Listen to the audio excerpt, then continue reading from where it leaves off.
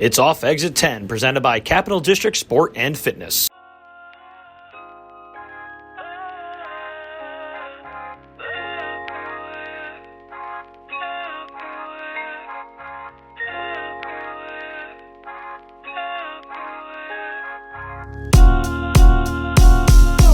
Like Hangover? Yeah, no, because I feel like Hangover, like the Hangover like trilogy probably was probably the last run of like funny movies that I remember were like actually good. Like, trying to think. It's probably when we were in college, sometime around then. And then after that, it slowly dissipated to mediocre comedy. I don't know the last comedy I watched.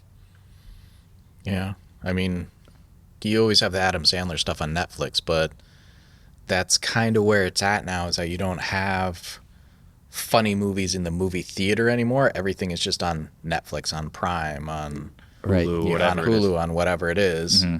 Well, it's all it's all the superhero stuff in the theaters now. Right, unless it's going to make $1 billion, which they're like every superhero movie ever. Right. They just re-released Avatar to theater, so now that's the #1 movie again. The original one? The original one. Because they're coming out with the second one. Because the second one's coming out at like Christmas time. So they're like, we got to get everybody re-caught up on it because you can't watch it on streaming. Right, because it's been like a decade. Because that's James Cameron for you. Let me make a movie, wait 20 years.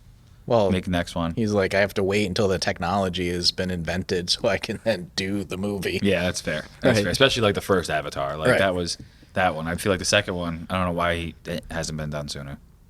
Like, it doesn't make any sense. But he's also been shooting like 4 of them all at once. Oh, that's true. I did read about that. He's got like 4 It's Avatars. Like every year there's going to be another one, or every other year there's going to be another one. So he's filming a bunch at the same time right now. Right, before the actors, get too old or die. It's basically Dances with Wolves 1, 2, 3, and 4. Right. But with aliens. But with aliens. He even admitted that it's Dances with Wolves. Yeah. But with aliens, with blue people. But in space. Yeah, that's it. So. Yeah. That's wild. Are you into like the superhero stuff, like being in the comic world, or no? Is that a whole different space for you? Like the movies and the shows and stuff? Yeah, I watch them all. Once the last Avengers movie came out, I saw it, smacking stuff. Once that came out, I was sort of like, I think I'm going to kind of relax on this, because up till that point, it was like I was seeing every movie. I was going to the movie theater, like had to see it when it came out, kind of a thing. And especially being in kind of like that, pop culture nerd space, if you don't see it right away, everybody's talking about it online. Like even now with like the TV shows on Disney Plus, Lord of the Rings on Prime, Game of Thrones on HBO, like as soon as one of those episodes comes out, like at midnight, people are like, oh my God, can you believe what happened? Like, tapping and putting out spoilers and, oh, could you believe this? Can you believe that? And it's like whatever the customary nerd time that they've declared, like you have 2 weeks to see this. Otherwise, after that, you can just talk about it freely without having to put like a bunch of dots in your post so you can't see it. So is that the rule? 2 weeks? That is the unofficial rule. 2 weeks. Noted. See, I don't watch any of that stuff. And Paul and Dan will come in and with the kids and just and I'm like, I need to remove myself right now or get into it. I'm overwhelmed to get into it. Okay, boomer. Yeah, I'm so old. What are you kids talking about? Those damn superheroes. Get off my lawn. Back in my day, we just had Pokemons. I mean, we had this. I love Pokemon. Pokemon's great. We had this conversation about music too, like that we sound like, I feel like our parents. Like we're not interested in a lot of the newer. It's just noise. I'm like, this is all the same. Like I'm over it. Give me some. The treasure troll hip hoppers that are out there these days. Yeah. That are all like. I'm like, just give me some good old Jay-Z and Pink. Yeah. Was it would they say that who was it? Nicki Minaj, I think, is just Jay-Z sped up really fast. Oh, they like slowed down her stuff and it sounds exactly like Jay-Z. Like somebody sent me it and they did like a like chopped and screwed of it, and it literally does sound like pretty close to Jay-Z. Right. Well, that's what we've been listening to the most lately, Paul. We've been all over Jay-Z. I've been putting I was on gonna the say blueprint. Nicki Minaj, she has a new album out. She does? Yeah.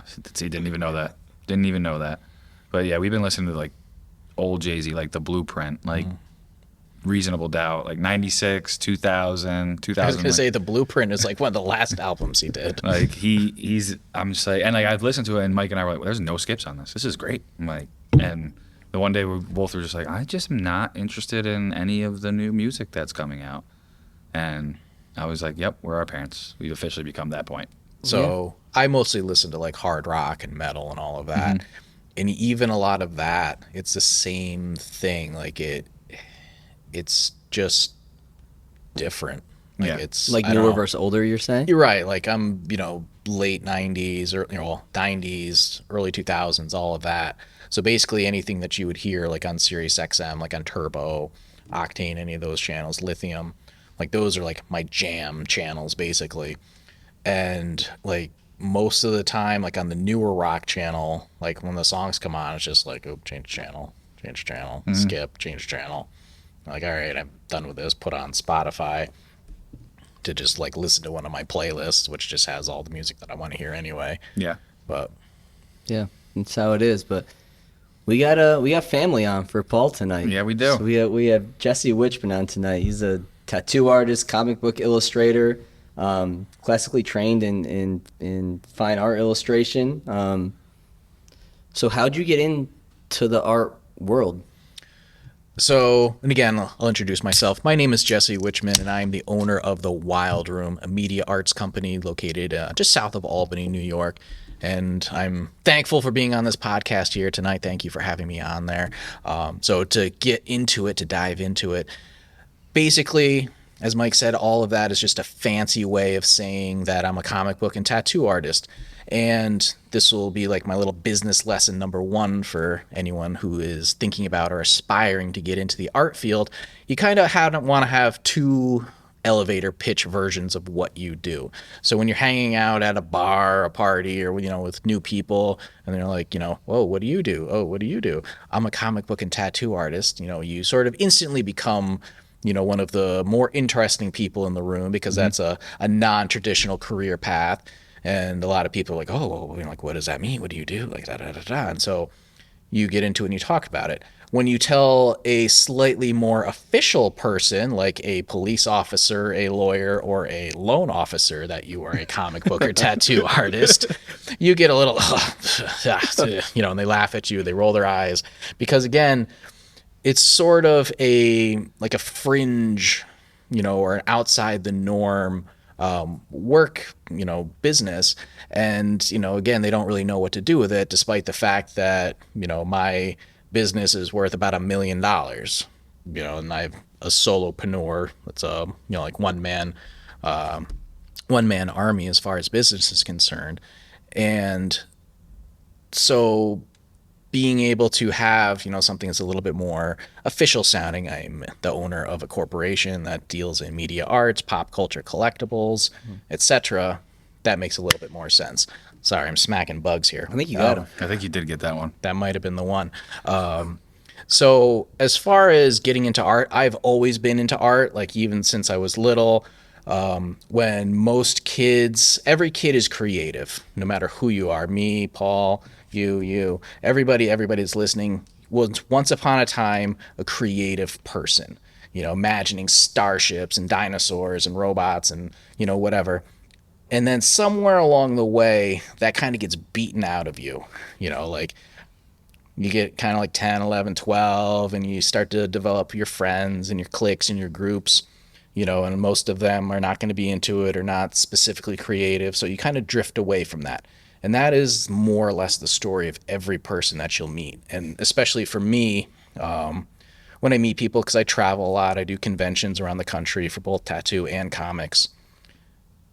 A lot of what I will hear from people is like, oh man, your work is so inspiring. I need to get back to, painting or drawing or, quilting or doing whatever, writing a story. I want to, write a children's book story. So a lot of people have an innate creativity in them. And just like I said, somewhere along the way, it's no longer cool, or their family is like, you need to focus on schoolwork and get good grades and, go to college and be a, something boring. And so for me, I just thwarted all of that, and I kind of discovered comics at, 10, 11, 12. And I was like, this is amazing, Batman and Spider-Man and all of that. And somewhere around like 12 or 13, it occurred to me that this is like a job. People are out there getting paid to do this. Or, at that young of an age. Yeah. Right. And I'm like, wait a minute, like, this is a thing. Like, these things don't just appear from, like magic on the newsstands. And so I was like, that's what I'm going to be. I'm going to be a comic book artist. And in 1993, there was no internet at that point. There was none of that. So I was like, I have no idea how or, any of that, but I'm going to be an artist. I'm going to draw comics. And so after that, like, I basically abandoned school. Like, I still went, and I was a C student because I was just like, I'm just going to show up. I'm not really going to do homework. I'm not going to study. I'll take your tests. C's. I know I can get a C with doing no. If you immerse in that, can it hinder your creativity? Just how our school is structured in our society? Back then, yes, to an extent.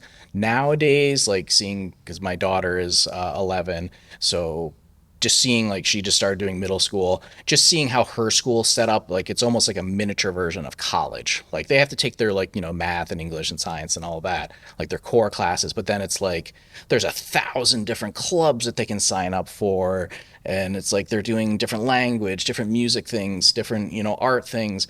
And so just like the variety of stuff is considerably so much more different. Like, I'm a bit older than you guys by almost 10 years. And so for me, it was just like, 8 hours of go to school, memorize all of this information that you're basically never going to use again, and then go out into the world and figure it out. Like, go to college. I was still like go to school, get good grades, go to college, get good grades so you can get a job and get good benefits and, retire and die. Like, that was, like the mantra that was told to us. It's pretty much, yeah.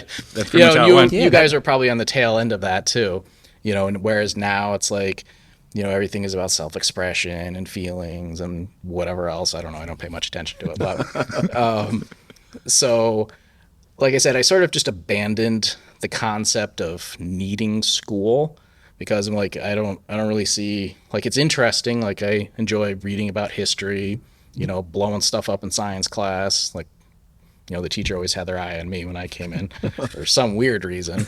But I can think of a couple. The worst prank I ever played in science class was with, he was a newer teacher, this guy Brian Pullman. He was fresh out of college, fresh out of like St. Rose. I think he was like a modified baseball coach. And I was a little asshole in his class, my junior year. And he was just like, nervous, a nervous new teacher. Right. And you smell that. You smell that shit when you're in high school. It's like sharks in the water, like blood in the water. Here we go. Like, who is this guy? Because I mean, for us, especially like, like junior, senior, you're like kings of the castle. You think you're king of the castle. You're kings of the castle. Really, you're just like, a minnow in a pond. So we're like heating up water in beakers. That's what they're called. Uh-huh. And I see like a blue, Sharpie or erase board marker next to me. And I'm like, oh, I'm dipping this shit in here and being like, so I dip the blue marker in and the water all turns blue. And I'm just like, hey, like, why is my water blue right now? What's going on? And he like fucking panics, like, shut it off, dump this out. Right. Like, clears everybody. I'm like, oh, I'm such a little asshole. Well, and it was like, like I said, for some reason, a lot of the teachers always were like kind of eyeballing me. But they were like, our social studies teacher told us about like a kid that was basically wiring the kid's chair in front of him with, he like cut off a cord to a lamp, wired it to the kid's chair and was about to plug it in when he caught up. I mean, I'm like, I'm just like setting off the Bunsen burners. I'm not trying to like, electrocute anyone. I'm not like executing people. The same thing, like in chemistry class, because your former stepfather, John. Yep. And so I walk in the first day of chemistry class. The teacher's like, which one of you is Jesse Wichmann? And I'm like, I just literally got here. It's day one. I'm like, me. He's like, she's like, are you dating Jessica Morse? And I'm like, yeah. He's like, and is her stepfather John Ransford? I'm like, yeah. She's like, I've got my eye on you. I'm like, what does that mean? Because, apparently Paul's former stepfather, like, blew up the science wing or he, like, blew out the entire electrical system. I feel like I remember that story at one point. There was something with a fork and an outlet. Yeah, there was something that, Not being very smart. Right. Jeez, they're going to start investigating Chatham High science after this podcast. Oh, jeez. Terrorizers. But then the same thing, like, and this was, again, sort of like the backwards ass way of school. I had to repeat 10th grade math. I passed the class but failed the Regents, and for us we had Regents diplomas, so you had to have a passing Regents in order to advance. So because I had to repeat 10th grade math, I could not take Math 3, which means that I could not take chemistry because those two like went together. So they're like, oh, you're not good at math. You need to take science, so take physics, which is like the 12th grade advanced math or advanced science. Which is literally all math. All math, 100%. It's 100% math. And so that's actually where I met Paul's sister, who is now my wife. She sat behind me in class. And so I was not meant to be in physics class, but I was there anyway. And so, you make do with what you have. And so I, talked to pretty girls and set things on fire and was like electrocuting people.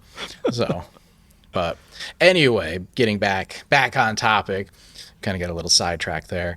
I had effectively just sort of like passed on academic life, and I was taking as many art classes as I possibly could. So as soon as I, was able to stop taking foreign language, stop taking, like the basically like the extraneous academic things you didn't need to take, I was taking photography. I was taking like custom art classes.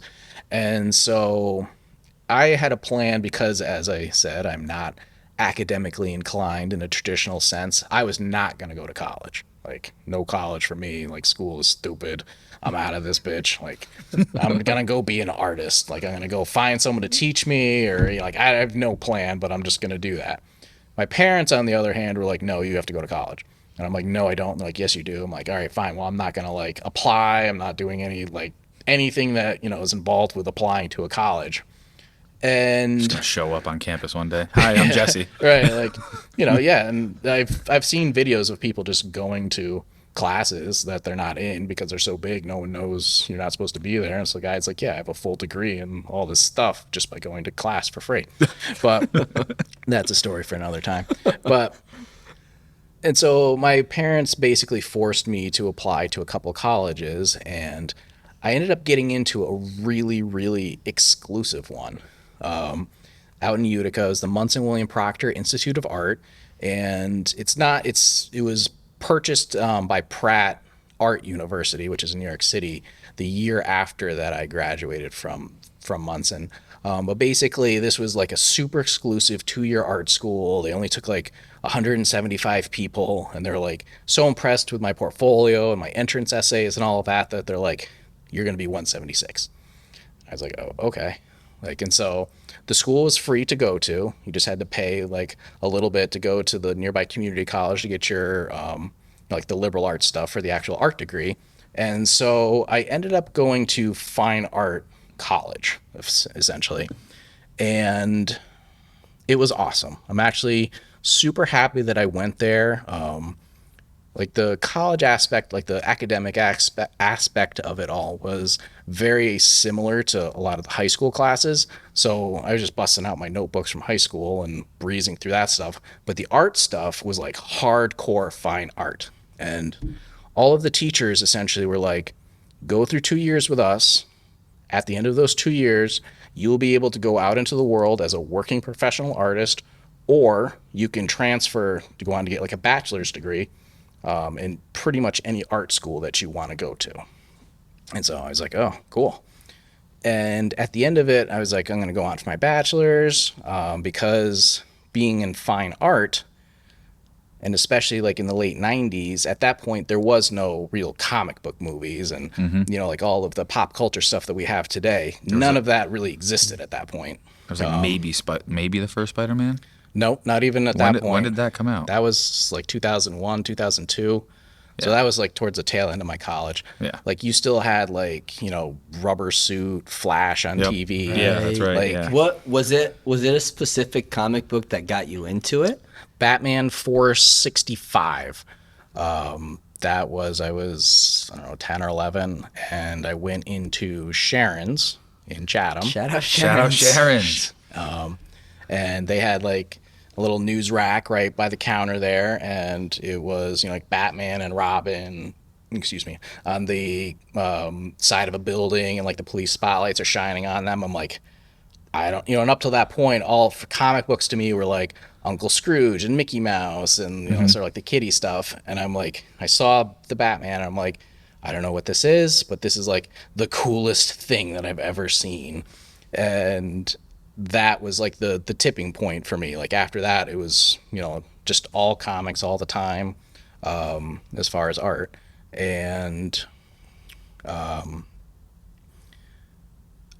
then flash forward, getting through college, being in the super duper like hardcore fine art program. And these were all of the professors and teachers were all like professional working artists. And if you said anything having to do with like comics, illustration, like commercial graphic arts, like you were like shunned, like, cause they're like, you know, you need to paint with your blood and like you need to express yourself and like, you know, concrete and like other just sort of nonsense fine art stuff, whereas like that is not for me. So basically I just had to like push through, do the stuff, get out, and then transferring to RIT, the Rochester Institute of Technology. There was no one to specifically teach me like the art of making comics. Like I still just had my creativity and a drive and a passion to do what I wanted to do this thing. And, you know, same thing, like I went through the 2 years to get my Bachelor of Fine Art from RIT. And coming out of that was in 2002. Now, like, the economy is crashing and all of that. You know, like, you guys were still kind of youngsters at that point. You guys were like, what, 12? 12. Fifth grade. I was 12. Sixth grade. So for me, like, I sort of didn't have a direction. I had now a little bit of student loan debt, and it was like, all right, what do I do? Like, you know, because, you know, being from upstate rural New York, there's not like a huge amount of stuff. So it's basically you have to go to LA, you have to go to New York, you have to, you know, go where the action is. But even at that point, like everything was just collapsing through the entire length of the 90s. Comic books sort of experienced like a massive boom. You know, like everybody and anybody was getting into comics. By that point, like the first Spider-Man movie had come out, so that was starting to kind of like put it onto the map. Rumblings of doing like an Iron Man film was starting to happen. You had Blade going on. You had The Crow. Don't forget about Blade. Right, everybody forgets about Blade. Blade's Blade was fantastic. actually like the first technical like Marvel movie that was like, you know, serious and did actually really, really well. Blade was the Matrix before the Matrix. Right, and it because of Blade, we have Spider-Man, the original Tobey Maguire Spider-Man films, and then we have the original Iron Man movies. Like Blade basically set the tone and set the standard for what you could do like in a serious fashion with, you know, essentially like fictional fantasy. Somebody's stuff. ripping it outside. You hear that, Jesse? Yeah. Jeez, somebody's cranking out there. But yeah, I remember I was talking to somebody in here about Blade because they're doing the new one, which I hope will be really good. It's actually on hold now. Is it? Yeah, they bumped it out. See, you would know this. The script was apparently a disaster. The director walked, so they're looking for a new director now. Jeez. Well, the guy they have playing Blade should be good as Blade. But yeah, I was talking to a kid in here about it, and they're like, "What's Blade?" I'm like, "Oh my god." Yeah. I'm like, that's like the original, like superhero or anti-hero movie that, like, that's what got me like watching more of like that kind of stuff. On top of like obviously you being around more when I was younger, and you know you talking about like obviously meeting my sister and getting into art and everything. I remember you drawing this very specific picture of like it wasn't of anything in particular. It was like your own character. And I remember having it like in my room on my wall for like the longest time. Like pencil drawing, not even like anything crazy. Pencil drawing on a piece of paper. And I just had it sitting there for forever. And like even from that point on, like I always knew like obviously like something was going to happen with art, right. you know, for you at least. And, you know, to see all the stuff you did from when you graduated college to where you are now, it's pretty awesome. So like post college, okay, RIT, you finish RIT. Yep. I mean, you learned skills that you still use today through art school, kind of? Yes, or it guided and no. your creativity? Creativity was always there, and so then this will be my second lesson to everyone who's out there listening. No matter what stage you're at, just keep notebooks, whether it's, you know, physical sketchbooks or actual notebooks, or, you know, like you're writing on your tablet or on your phone or whatever. Just keep track of all of those ideas, whether, you know, you're writing out words or you're, you know, scribbling out doodles for ideas or whatever. That stuff is essentially like a gold mine for you. Not right now, but in like 10 years, 15 years. Once you've acquired a little bit more experience, a little bit more knowledge, a little bit more skill set, you're going to go back to those early ideas and be like, man, this is fucking stupid, but it's also awesome. So, you know, little tweaks here, some tweaks there, you know, and adjust it. And now it's something that's like phenomenal, and you putting it out there. And this is like the biggest piece of advice that I will give to listeners, you know, is that the world needs your story. You know, you might not think so, you know, because we all sort of have those self-doubts about, you know, like creating something and then putting it out there into the world. You know, like everyone's gonna be like, oh, this is, you know, this is dumb, that's, you know, or worse yet, you know, having someone say this is awesome or this is dumb, that means that they've acknowledged it. The worst thing that can possibly happen to you is that you make a thing and nobody sees it. And so that is the number one career killer for an artist. And what blows people out of the water the most is that they basically can't weather that initial storm of doing, of making, and then of not having anybody actually like see or acknowledge what you've done, you know, and because it's like, oh, this person over here who's a little bit flashier or has a gimmick is like hogging the spotlight, or this person over there who's, you know, been around forever just came out with a new thing, so they're now in the spotlight. Yeah. You know. Have you met people who were talented and just couldn't weather that? I have, and that's one of, there's a lot of attrition, just like in any business. One of the key factors in building trust amongst people that, you know, might want to hire you, and I'm sure this is the same thing, you know, like in the fitness world and the business world, people are looking for a reason to not trust you. And so you could be super awesome, your price might be right, but there's always that doubt of, well, this person is new. I don't really know about them. They haven't really done a lot. You know, like, you know, on paper, yes, they look really good, but I don't know. And so it's your job to kind of weather that time frame, that period, until you get to a point where a few people have taken a chance on you. Yeah. A few people have hired you and like you've knocked it out of the park or done a good job. And now all of a sudden, oh yeah, Paul, Mike, you know, Dan, these guys, like, they're pretty awesome at fitness. Like, they're like sending all these kids to like, you know, college and scholarships and breaking records and all of that. Now I want to go there. I want to have my kid go there. Yeah. You know, and the same thing in the art realm. People are waiting for you to fail. Like, they're like, this guy's been here for a long time. I can trust that if I give him my, you know, my $5, my $10, my $20, you know, I'm going to get something in return.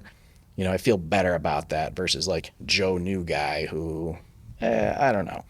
And so once you've been around for a certain while, and it's the same in tattoo, now suddenly like, oh, yeah, you've always been here. Mm-hmm. Yeah, that's Jesse Wichmann. Yeah, I buy his stuff all the time.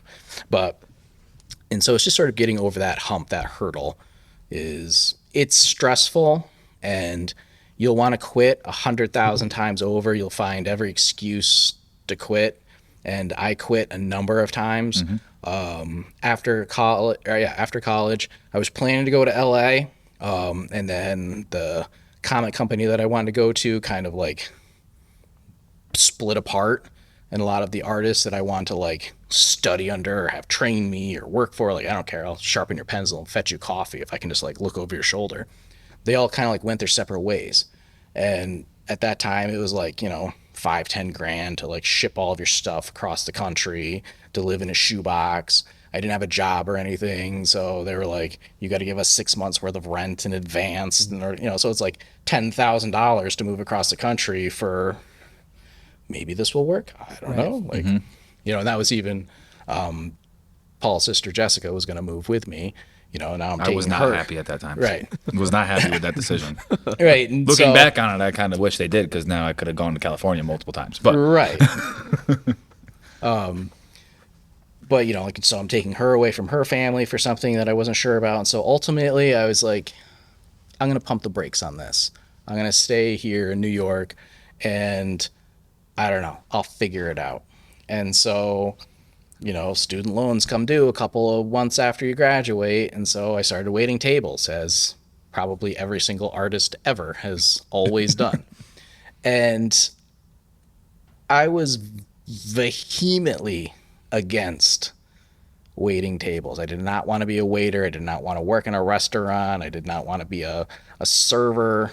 But there was like literally nothing at that point. And I mean, for a young person, that's generally just how it is. Like, there is not, they're not like just handing out 6-figure jobs or even, 5-figure jobs. It's like, you can work at McDonald's, you can work at a gas station, you can work at Walmart, So I became a server, and I hopped around between a couple of different restaurants until I finally landed at like a family Italian place in Chatham. And I just kind of clicked with the family, with the owners, and I worked my way up to being a chef there. So I am a kitchen-trained Italian chef, or I was, and that was across a number of years. And so if you want to do literally anything that will forge your resolve and stress management skills, become a waiter. I feel like when you watch those kitchen shows, it's always just chaos. Yes, man. It is. Is that how that's how it really is? That is. Like the number of stories I could tell you just working in restauranting for a couple of years, like that would be a whole other podcast. But like, things are catching on fire. The head chef severed his hand one night. It was like spewing blood all over the kitchen. Like the water pipes exploded one night. Like, the freezer shut down. The whole staff walked out one night. So it was just me and the chef and the dishwasher. Like, the same thing. The night when the chef like severed his hand, like I had to take over cooking. So now I'm waiting tables and cooking. Like, until he was able to go to the doctor, get sewn up, get some drugs in him, and come back and finish out the night. What about a few more chicken parms? It's like... Yeah, there's a scar here on my palm. I ran my hand through a meat slicer. And it was just me and the new girl who literally just started that first hour in the morning. And I ran my hand through the meat slicer. So it's like, pack my hand in a paper towel, be like, you just got to wait for me for like half an hour. I got to go do something real quick. I'll be right back. I'm like sweating. I'm going into shock and blood. Go home, like just pack it, tape it, wrap it, duct tape it, put a glove on, you go back to work and you get the job done.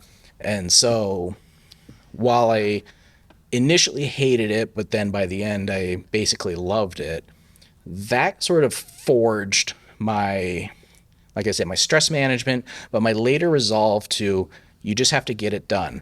And so in comics, which is essentially publishing, which in this extends to anything, newspapers, magazines, books, whatever, you have a deadline. And when you're hired to do that job, you have to get it done by this date. That's it. Occasionally, sometimes you might have a little bit of wiggle room, but especially with like magazines or newspapers, that publication is going out tomorrow. So you don't get to like put it off for a day or, for a few hours. Like, that's going with or without you. And if it's going without you, that's basically the last time that you'll be hired by that company because you failed when you committed to doing this thing. So, and the same thing with comics is that all of these publishers are operating on deadlines. They have, different schedules and stuff. And so when they say, can you get it done by this date? You say, yes, you have to get it done. That's it. You get it done by the deadline.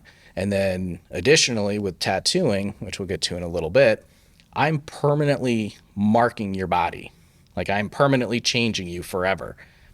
I don't really get do-overs with that. Well, Dude, yes. I think like there's two things I would be terrified of, and it's like brain surgery and tattooing. It's like this is permanent shit. Yeah. Like I can make a mistake in here with giving somebody an exercise they shouldn't be doing. Right. And it's like, well, okay, I'll change the exercise later on. Right. There's none of that shit in what you do. You can't like use an eraser. Right. And Like, go, that's not the right line. Right. Like, oops. Like, and like the person sitting there is like, what do you mean, oops? You'd be like, don't worry about it. I got this. Like you can say it on the inside and then sit there for 2 hours and figure out how you're going to fix it and, make it look right. Right. But yeah, there's basically, you can't screw that up because that tattoo will be with that person forever. The experience of the tattoo will be with that person forever. And the same thing with making comics, like making that, you're putting it out there into the world. Even if people forget about it, it's still out there basically forever. And so the experience that I had with restauranting was that you just get it right the first time. It has to be perfect every time. So this chicken parm has to be the same as that chicken parm, right. Has to be the same as that chicken parm. It has to go out because you, who loves chicken parm, is coming in every week, every day, whatever, every month to have that, and you want it to be the same because that's your expectation, that's your experience. Mm-hmm. And so after I got out of restauranting, and I'll tell our listeners, I've basically done anything and everything that you can think of. I first met you when you were painting for my dad, Dave. Yeah, that was in between pretty much every real job, like where I was an employee receiving a paycheck, I've been let go from. Not because of anything that I did, but it's just like, oh, company's downsizing, we got to let everybody go, or we got to let you go, type of a thing. So like I've sold shoes, I've sold insurance, mortgages. Well, you used to work at, I remember when you worked at the outlets. Yeah, I sold shoes at Bass Shoe Company over in the Lee Outlets. But in the back of your head at all these places, are you just like, I fucking want to be doing art? Like, what am I wasting my time here for? I want to like go jump off the roof if I have to sell one more, pair of crappy leather shoes to people that don't know what they're actually looking for. I worked at Macy's, and for a hot minute, I'm like, I'm going to be like a fashion sales consultant because especially back then, like I was very directionless as far as comics and art was concerned because I did not have a person to guide me. I didn't have anyone to teach me. That was sort of like the business had sort of reset itself and you pretty much at that time had to be kind of like ready to go. Like you had to be just fully functional. We have this book. We want to hire you. Can you do it? Yes, you're in. And all of those jobs were going to like the established people because they had track records. And so in comics, how you get into it is you draw sample pages. So most companies, bigger companies will have a sample script. You download it, you print it out, you draw the script, you submit the pages, you go to a comic convention, you talk to an editor, you show them the pages, and it's, they give you notes, you go back and you change stuff, you come back again. And so it's a little bit of a process where they guide you and they sort of hone you. And so I kept drawing samples, going to conventions. They're like, yes, we like all of this. We don't have anything for you right now. Just keep drawing samples and submitting them. And so from 2002 to about 2008, so that's 6 years, I kept doing that. And, in addition to working normal jobs, like I said, I was a waiter for a long time. I sold shoes, mortgages, investments. Between some of that stuff, I worked for Dave Serrani painting houses so he could go off and be a state trooper. And then what else did I do? This episode of Off Exit 10 is brought to you by Anchor and the all-new Anchor Pro, crafted to endure the most high-performance workouts without the high cost and space requirements of a standard cable machine. Named the best portable cable machine by Men's Health Home Gym Awards, Anchor provides the full functionality of a cable machine in one small space-saving unit. Designed with user-friendliness in mind, Anchor can simply be attached to any squat rack or placed on any wall in your home gym using its intuitive sliding track mount. With up to 65 pounds of resistance, Anchor is built for high speed and controlled exercises alike, from cable presses and rows to chops and lifts. The Anchor has been a game changer for us here at CDSF, and now you can enjoy the same professional quality cable machine in your own home gym by heading over to anchortraining.com and using code CDSF10 for 10% off your order today. Get all the benefits of a cable machine without the high cost and installation fees. Enjoy the portable luxury and space-saving performance of Anchor today by going to anchortraining.com and using code CDSF10 at checkout. That's anchortraining.com, promo code CDSF10 for 10% off your order today. And so within all of that, I had basically accumulated a gigantic pile of submission pages. And I was staring at them one day, and I'm like, I would have like 5 comic books of my own book, as opposed to just drawing like random things for other people that, are not going to be used for anything, or it's basically just garbage. So I'm like, why don't I just make my own comic book? Because in my head, I'd had a plan: get a job at a publisher, different publishers, for 5 to 10 years, do a whole bunch of books, develop a fan base, and then become like a cover artist, drawing just the covers for comic books. But by that point, doing special edition and variant cover books, like collector edition books, was sort of like the big thing for, retail promotions, for comic conventions, just special things. And then I would also do my own, like self-publish my own series, because I would have a following from doing, stuff for other people. So I'm like, I guess we'll just do that in reverse. And so 2008, I started working for the Troy Record newspaper as a graphic design manager. I was in charge of all the ads that went through the newspapers. And in tandem with that, I was like, I have no idea what I'm doing, but I'm just going to start making a comic book. And so that will be another lesson for everyone, is that don't ask for permission. A lot of people, especially like in creative things, creative endeavors, will be like, I got to like wait for, someone to come out and say, it's okay, you can do this. And obviously I don't mean go out and like steal Spider-Man or Batman and start making your own stuff for that, because you will get the swift hand of Marvel or DC down on you and their lawyers. But you don't need to wait for a specific time. Stan Lee did not come out of his magic comic book castle in the sky and wave his wand and say Excelsior, and now I'm a comic book artist. I basically just kicked the door down and said, here I am. I'm going to make comic books. And so I started doing that. It took me almost 2 years to make my first issue. And I was drawing it, writing it, lettering it, basically doing everything. So in making a comic book, it's very much of an assembly line process. You have the publisher who, has the property that they want, turned into a comic. Then they have a writer who writes the story. Then there's an illustrator who draws it, a color artist who colors it. Then you have letterers that do all the word balloons and special text, and graphic designers that do the logos and kind of all the other stuff. These are all different people. All different people. Have each part in the assembly line. So every person is just handing their bit off to the next person. They're doing the next thing. And so then after a month or two, you have a completed product that then goes out to the people, the buyers, the collectors, the fans. And then you do it all over again. And so it was just me. I was the publisher and the writer and the artist. The only thing that I did not do was the coloring. I hired a color artist to do that bit for me.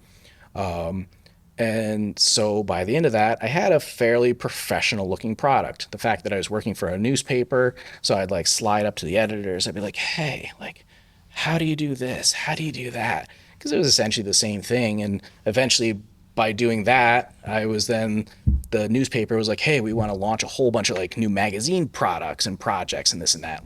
We want you to make them. So then I sort of got experience in creating, magazines, books, periodicals, just like a informational version of a comic book. And so then I in turn applied all of that experience to publishing. So for 4 years, I got hands-on publishing experience. And so I put out another issue of my book. So I put out a couple of issues. And then by 2012 or so, 2011, that was kind of like the peak of when all the variant and collector stuff was really exploding into the comic book world, and I did an illustration because, again, I was still sort of like occasionally submitting stuff, and it was the same thing, like, yes, we like it, but we don't have anything for you, just keep drawing our characters. And so I did one piece. I'm like, you know what, I think I can do this. There's no reason why I can't do this. Everybody tells me I can do this, so I'm just going to make my own variant cover. I'm going to draw it, I'm going to get it colored, I'm going to print it out at the printer. Which is what? You do a cover that's different than the original, your take on it. Exactly. So as far as when I say like a variant cover, so say a standard issue has 5,000 copies, 10,000 copies. Spider-Man or Batman, that's like, 50 or 100,000 copies. Way back in the day in the 90s, it was like hundreds of thousands to millions.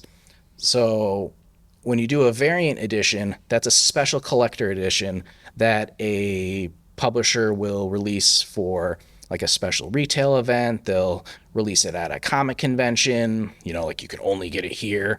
So it's a lower print run, 100 copies, 200, 500, and the price point is much higher. So whereas a standard, newsstand comic book is $3, $4, $5, a variant will be 10, 15, 20, 50, 100. It all kind of goes based on how many they print and who's doing it, and obviously the production costs and all that goes into it.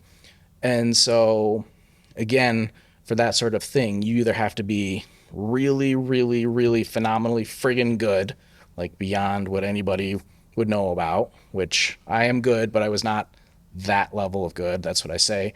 There's always that 1 in a million person that just walks up and is like, here I am. And they're like, oh, we've been waiting for you. Mm-hmm. Like, I was not that person. Most people are not that person. So then you have to be a name brand. You have to be someone that's been around for a while, as I said before. So it's like you can be trusted. We know that your stuff sells. Like we don't have to worry about, whatever you turn in, it's going to be sweet. Like, we're going to be good to go if we hire the name brand person. And then there's people like me who was not established, had not done anything, but was good enough. Not like mind-blowing, world-changingly good, but just good enough, as good as the other guys that, had a reputation already. And so I'm like, I can do this. I'm going to make my own cover. I'm going to staple it onto a book. I'm going to be like, fuck it, I've got it. And I'm going to show that around. And so I put up a piece of art, like on my website, and a color artist reached out to me. She was also kind of newish. She had done some stuff, but she's like, I don't know who you are. I don't know why, you don't get hired by anybody. This is as good as everything that's out there, if not better, but I've got some free time. I want to color this for you for free. I was like, okay. Free is for me. Right. Say no more, fam. So I sent it to her, sent her, like my notes for what I wanted her to do. She sent it back after a couple of days, and I'm like, this is awesome. Threw it back up on my website, which was DeviantArt at that time, which was like a free, almost like... I remember when that was your it's website. like a social media version, like an art gallery social media. So it existed before MySpace and even like Facebook and all of that. So it was just like you had an online gallery, people could comment and share and do all that kind of stuff. And I threw this image up on my website that she colored, and I went to bed. I woke up the next morning, it's whenever you do something new, you got to go check to see what people say. And it was like hundreds and hundreds and thousands of likes and comments and shares. And I'm like, what? Like, my image essentially had gone viral. And the publisher of the company that owned the characters was like, I don't know who you are, where you came from, but this thing is everywhere on my feed. People are freaking out about it. Like, we want to use it for convention exclusive for an upcoming convention. I had put New York City, kind of like the New York City skyline, the Statue of Liberty as the background. They're like, we want to use it for New York Comic Con. I was like, sweet, like, awesome, like, I did it. And so that was still a few months away, and they're like, sign the paperwork, send them, they're like, do a couple of corrections just to update it for what our current characters look like. So we did the changes, and they're like, we'll pay the color artist, who we've worked with already. So, and we're like, we'll see, are you coming to the convention? I'm like, yeah, I'll be there. And they're like, great, we'll see you then. And then it was just sort of like radio silence. Because again, I hadn't done anything by that point. No one really knew who I was, because I was just doing my own thing. Like I was just one of the people trying to like do it. And so the convention was coming. They were starting to release their marketing, and they had, like all the different big name people doing all their different like exclusives and all their special editions for the convention coming up. And, they're like 100, 200, 300, this one's 200, 250, all low, kind of like what you'd expect for variants of that nature. And then they're like, oh yeah, Jesse Wichmann, the book I'd done characters for was like a sexy horror Alice in Wonderland. And they're like, Wonderland is going to be 750 copies. And I'm like, what? Like no, like that, no one's gonna buy that many. Like, are you crazy? And then, but it's like, this top guy and that top guy, they're doing all of them. And it's like Jesse Wichmann. And I'm like, oh man, I'm gonna have to take matters into my own hands. So I started creating fake blogs, which was just sort of like, as if people were like writing little write-ups about like this company's doing this and this company's doing that. And so I listed out, like all the different covers at this company, the specials and exclusives. And it was always, I just had my name in there. And, it was Wonderland 3, new artist, Jesse Wichmann. Just so people would see your name. Just so they would see my name.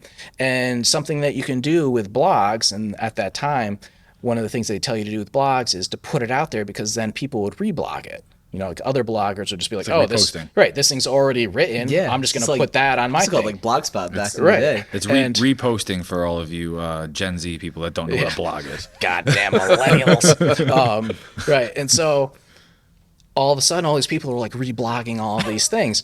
And so again, it was just sort of like, no one was really talking to me or anything. So I'm like, what's this comic called? People are going to look it up right now. Wonderland number 3C. It's a New York Comic Con. Bring it over here. And I recommend that you do not look for it while you're in church or if your grandma's right behind you. There's no nudity, but it's a little spicy. Oh yeah, we have. Can I say what I'm seeing right here? You may, yeah. I see the Statue of Liberty. I see a badass car. I see some ass cheeks. Mm-hmm. Yeah, this is great. Paul, so the idea, you know what this is? I've probably seen it before. You have this poster in your room, right, Paul? Probably. It's right over his bed. So it's essentially the idea of two girls dressed as the characters from the Alice in Wonderland comic, and they're on the Staten Island ferry. They're on the ferry, and they're in their car. They're going to New York Comic Con, and they're changing into their costumes on the ferry. So the Alice character is in the foreground, and she's basically like the door's open and she's bent over the front seat getting something out of the back seat, and like her skirt's flying up. She has a tattoo on her ass too. Yes, she does have a tattoo on her ass. I think it's the company, the publisher's logo's on her butt cheek. My artist logo's on the other girl's arm. And so then like the other girl, the Queen of Hearts character, she's like leaning over the car. So it's like the idea is that the viewer is someone on the boat, and you happen to like come around the corner, and then there's like two half-naked girls getting changed, and like the one knows you're coming, so she's smiling a devious smile. The other one doesn't know that you're there, and her ass is up in the air and her shirt's open and all of that. And so she's like blushing, and so it's this kind of voyeuristic idea of, like walking upon two hot chicks. Like that's the way all the movies I watch start, at least. I mean, it's fair. And so, like I said, this image just blew up on the internet. But then because it was like, 5-6 months before the convention, it sort of died down as, like all media things, we're always on to the next thing. And so the convention comes, I had a table down in the Artist Alley area because I was still self-publishing at that point, so I was trying to sell my own stuff. And the publisher was like, come up, like introduce yourself when you get here, like we'll see about signing you up to do a signing, and like for your book and all of that. And so, like first day when you get set up, I went up to the publisher, introduced myself, like, oh yeah, this is awesome. Like everyone's going to be, so cool. Everyone's really excited about it. I'm like, okay, if you say so. Like, I'm fully prepared for like 5 people to buy this thing. And, this is going to be like the beginning of the end of my career. Like, there's no way I'm going to sell like 700-800 of these books. And they're like, well, all the slots have already been going to like, the big name people. We have like Sunday at 2:00 left. like basically at the end of the convention for you to come back and do a signing. I'm like, okay, cool. Like at the end of the day, like I'll do my walk of shame up here. And so the entire convention went through, and New York Comic Con is 4 days long. It's Thursday, Friday, Saturday, and Sunday. And they're like, like what? Yeah, it's, it's like all day. They start at 10, they end at like 7 or 8. And they're like, like, where's your, like, do you have a table? We'll send people down. So people that buy it that, aren't going to be here for the whole weekend can come get it signed. And so for the entire weekend, I think maybe like one person came to my table to get it signed. And I'm like, oh my God, like, this is it. This is the end. And so I walk up there Sunday afternoon for my signing, and, and they're busy. They're doing stuff. They're selling their stuff. I'm like, hi, I'm Jesse Wichmann. I'm here for my signing. They're like, who are you? And I'm like, I did the Wonderland cover. They're like, oh, you. Stand over here. The publisher wants to talk to you. I'm like, oh God, this is it. My fears are realized. Never going to work again. And so, after 5 minutes or so, the publisher comes over. He's like, oh my God. He's like, I don't know who you are, where you came from, but that book sold out by Friday morning. Like, gone. You outsold everybody. Like all 750. All the books that they brought. They didn't bring all 750 with them, but it was like 500 or 600 copies. They're like, it was gone by Friday morning. They're like, so we don't actually have anything for you to sit here and sign. Like, it's gone. It's gone. Like, like we just have like the 5 books that we are going to give to you as your comp copies. So you can sit here and sell them if you want. Like, you can go back, you don't have to stay. I'm like, well, I'll sit here for the hour, like you advertised that I was going to be here. And some people did come. They like came back to get me to sign stuff. And they're like, so basically, yeah, anything you make, we will buy it. They're like, hands down, like, like you're in. And so that essentially was the beginning of my comic book career. And so I did a few more things for them, and then I started working with a handful of other companies. And every new cover that I did was essentially trying to kind of recreate that original lightning in the bottle experience of doing something that was so essentially over the top and like audacious that it would just blow up. And there was another book that I did for, I want to say it was Philadelphia Comic Con, where like people were fighting each other to try and get it. Like, it sold out within like 1 minute of the floor being open, because just everybody was like, I need that. I need 5 of those. I need 10 of those. What book was that? That was Ursa Minor, number 5. I think it was number 5. And it was basically, that was like the reveal of the, the bad guy. The book was like a supernatural, vampires, werewolves, etc. And it was sort of like the reveal of like the big bad vampire queen. And so I drew her walking out of a Turkish bathhouse full of blood.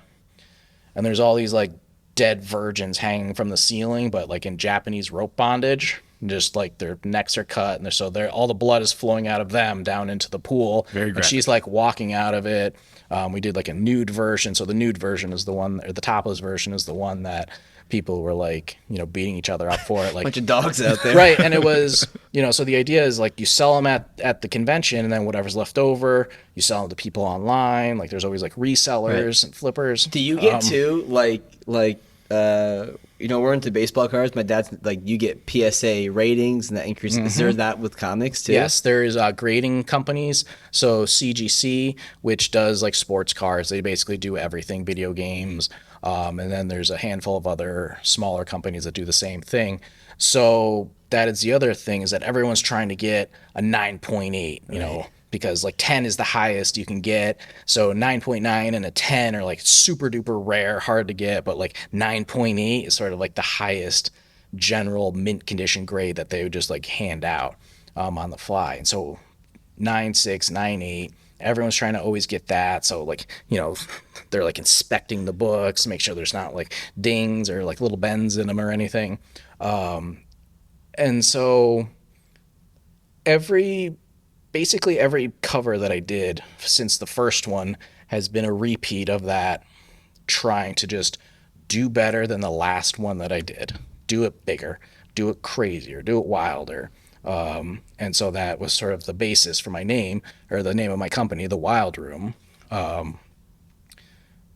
Because as with basically anything creative, it's not what you've done that matters. It's what you're doing and what you're doing next. Because with a lot of people, it's so hard to get into that business, get into the creative space, that once people get in, they get a thing, like they get published, they get, you know, a little bit of traction. They're like, I've made it. They get stagnant. Yeah. I've just climbed over. I've conquered this wall. I've climbed this mountain. I can retire now. Yeah, that's it with any field, man. Right. People get complacent. Right. Well, and you relate it back to sports too. It's like what have you done for me lately? Exactly. Like that. Like there's so many times when you watch a sporting event, you know, relating it to some of the people that come in here that may be listening, is like you watch a sporting event and, you know, just use, you know, Aaron Judge today.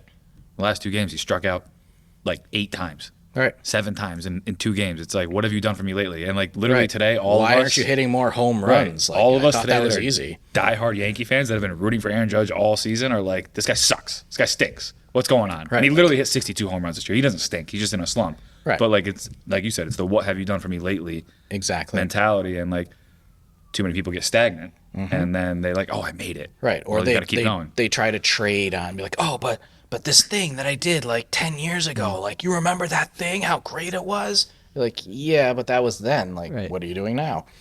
And especially with entertainment, you know, movies, music, TV, like something is hot today, right now. Tomorrow, the next thing is hot. And then the day after that, there's another thing. And the day after that is another thing. So it's okay if you have a little bit of, you know, like space or gaps, because it does take time to need to make stuff and really put all of your effort into it. But it shouldn't be so far apart where you're almost like a new person, you know, when you come out with that next thing. And so you need to, and what I was saying, you know, earlier in the cast, the consistency of doing, because especially like when you go to a comic convention and you're appearing live, like just directly in front of people, they're basically walking around. They have limited amount of funds for those who are going to spend money. And so it's like they're literally walking around with their $20. Like, who am I going to give this to? Who do I feel is the person?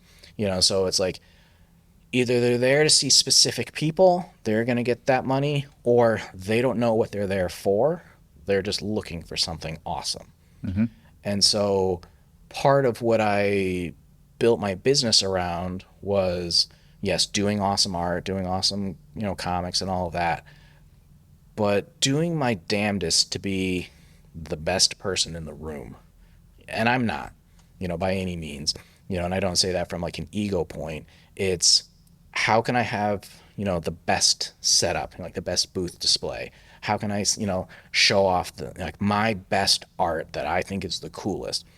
And one of the things that started to happen was people like, I don't know who you are, but like I was all the way on the other side of the room and I saw your banner and that was amazing. And now they're flipping through and like looking at all my comics and looking at all the art prints and be like, I just want to buy all this stuff, but like I can only get one. Like, what do you recommend to me? And like, okay, well, do you like half naked demon bitches or half naked, like, you know, angel bitches? But, you know, but, and for the listeners who haven't already Googled me, I do a lot of sci-fi, fantasy, and horror art that revolves around half-naked, awesome, powerful, like warrior babes. And so I developed a reputation for the publishers that make that kind of, you know, like make that kind of content. If they have a special edition book for, you know, a convention or some sort of special release, that, you know, they want to have a sexy girl on the cover and they want the book to sell out, call Jesse. You know, see if Jesse's available. And it all started with that first one you did, the Statue of Liberty, the girls in the car. Well, and I remember we have two clients in here. One of them, he was a tattoo artist. He's with COVID and stuff. I think he stopped tattooing, but now he's doing it again. He's apprenticing. He was at the Toga tattoo convention. And I came in here. I was up there getting work done. I saw them there. I said hi. And they came in the next week, and I was talking to them, and then I said your name. And they're like, oh, yeah, we bought some art pieces from him. And just I was like, coincidentally, they didn't know. No shit. I was like, they had no idea that you were like my brother-in-law or anything like that. And I was like, no shit. And, you know, knowing them, like, he just got this giant badass tattoo like on his leg that's like, I don't even, zombie chick, bloody fat, like very right realistic. up your alley. Yeah. And I'm like, that surprises me zero that you guys were attracted to like what his art is and like the pieces that he has. But it, it comes full circle. How long did it take for you to be like, okay, I think this is my pocket. This is where I can, grow in this industry? It's, even though that I know that I'm good at it, just over the years, because I've been doing it since 2008, so what, 15 years now almost. So all of that time, everyone's like, oh, you're so awesome, we need to collect all your stuff, whatever. Like, I hear that and I believe it, but I don't buy into it. So that's one of the things I try to keep myself grounded and try to not to buy into the hype of, and so I treat almost every piece that I do as if it's the first one. I am continuously breaking into the business, and that's just how I did it. And that's how I was able to do like essentially each new piece being, better, crazier, as I got, faster and got, like changed with the technology and all of that, like adapted, new techniques, new methods in there to increase what I was able to do and what I was able to show. And it's like, I know I could basically work for anyone that I want or with anyone that I want. But you get to a point where you're like, I think this might work out. But then you might have some setbacks. There's COVID. There was a setback how I got into tattooing. I was working with a publisher and it was like, all right, this project's done. It's going to be like, 9-10 months before the next thing. Obviously you gotta eat. So it's okay if you go someplace else. I'm like, well, I would like to stick it out with you guys. I don't know what I'm going to do or how I'm going to do that, but I'll figure it out. And it just happened to be like within a week or two, there was an ad on Craigslist in the newspaper of artist wanted, no tattoo experience preferred.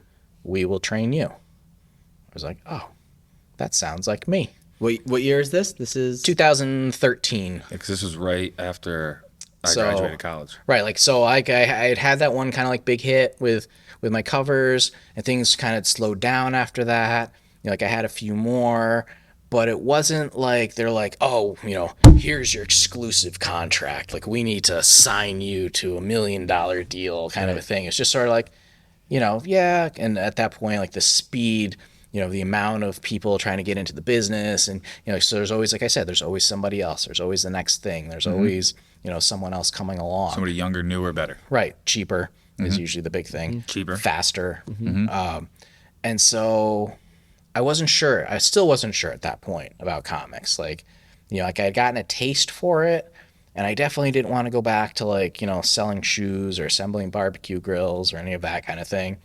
And so tattoo kind of just came along, and I'd always sort of circled tattoo, because as an artist, no matter what your level is or how good you're at it, people are like, oh, you should design tattoos. Would you design me a tattoo? Like, you should make tattoos. Which he did design my first tattoo. Which I did design his first tattoo. Before he was a tattoo artist.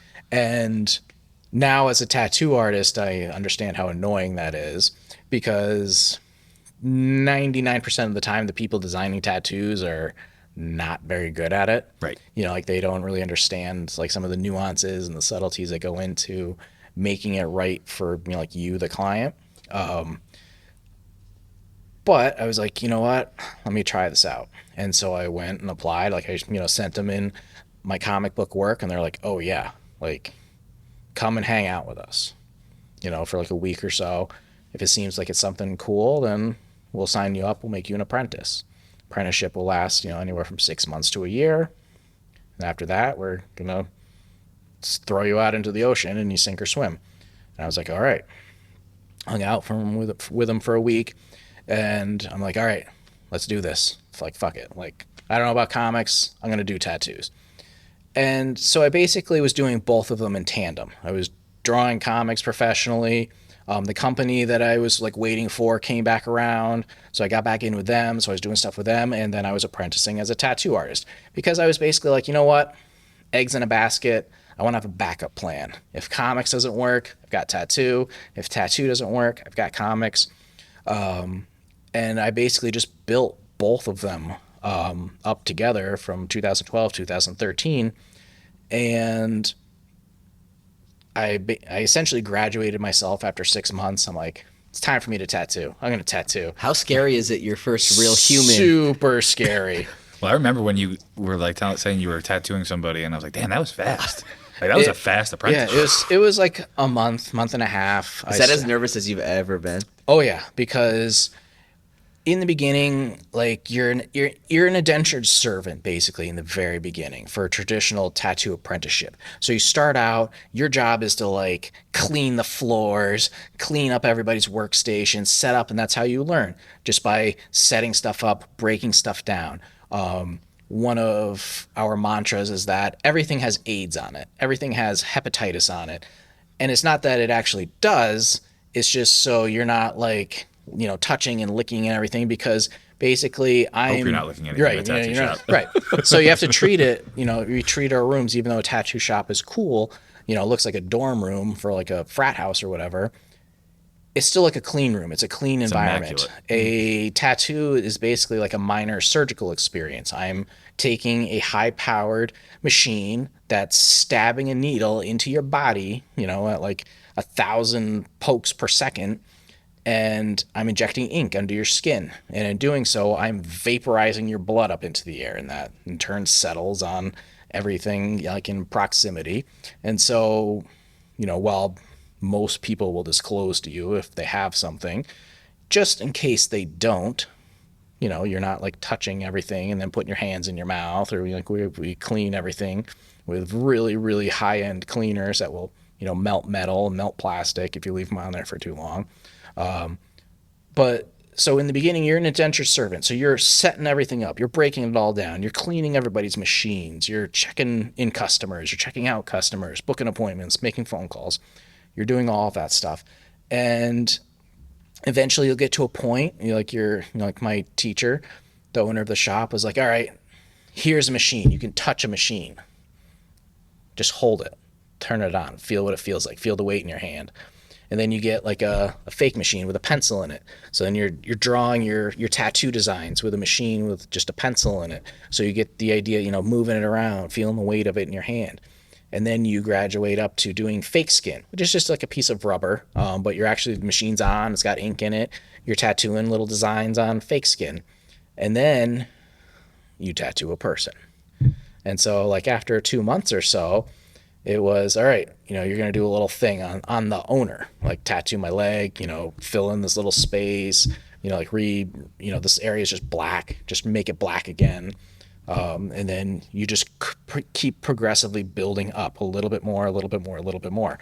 But yes, that first initial experience of like bringing your hand down, and it's like, and especially back then, because we're still using traditional coil machines, which is like the brrr, what most people associate with tattoo, and especially people that I'm getting tattooed for a while. What's different now? There's better technology? Yes. We have rotary. The tattoo you're going to use now looks like a giant marker. Yes. That's what it looks like. Yeah, we have rotary machines, which are just designed differently. They basically don't make any noise. They're significantly more powerful, and it's just different. The old-fashioned machines are essentially like high-powered doorbells. You send electricity into them. They magnetize a bar, which sucks up, and as soon as it hits the coil, it demagnetizes and releases. And so that motion, really, really fast, is driving a needle into your body. And so that's how a traditional old school tattoo machine works. And that's where you get like the prison guys making them out of like CD players and like basically anything that will just turn and drive a needle. Whereas the new ones, they're called pen machines, and they basically just look like gigantic Sharpies. Like they're about that big, they're about that fat. You plug in a little cartridge, you hold it just like a pen, hence the name, and then you go. Whereas with the older style machines, if I pushed that into your body, eventually the resistance of your body would just stop the machine until it was like able to either chop through your flesh or I'd take my hand away. With the newer rotary style machines, they're like the Terminator. They just keep going. So I could pretty much drill a hole straight through you into the chair if I just like kept pushing into your body. So obviously you don't want that to happen. Tip your tattoo artist well. Not trying to drill anybody's arm into the chair. So back in the day, and the other thing with the traditional coil machines, that they're very heavy, or they're not very heavy, but they're heavier. They're vibrating in your hand. You're nervous or you're shaking. The person you're tattooing is a three-dimensional object. They're moving, whether they want to or not. And so it's sort of like a calamity of errors that you were trying to keep, in perfection, like in perfect harmony. And so that's what I tell people, like way back early on. It's like I'm using a 5-pound vibrating brick that's shaking in my hand on your three-dimensional body that's moving. And every single person's body is different. Mm-hmm. So Paul's different from you. You're different from him. He's different from me. Even on you, the skin on your forearm is different than the skin on your bicep. It's different than your shoulder, your chest, your head, your neck, your leg. Dude, that's so much learning. Exactly. And so that is one of the things that separates someone who has gone through an apprenticeship, who's trained under someone who knows what they're doing, and basically like the homegrown tattoo artists. We call, like the people that tattoo at their kitchen tables, we call them scratchers, because most of the time their work looks like they've scratched you.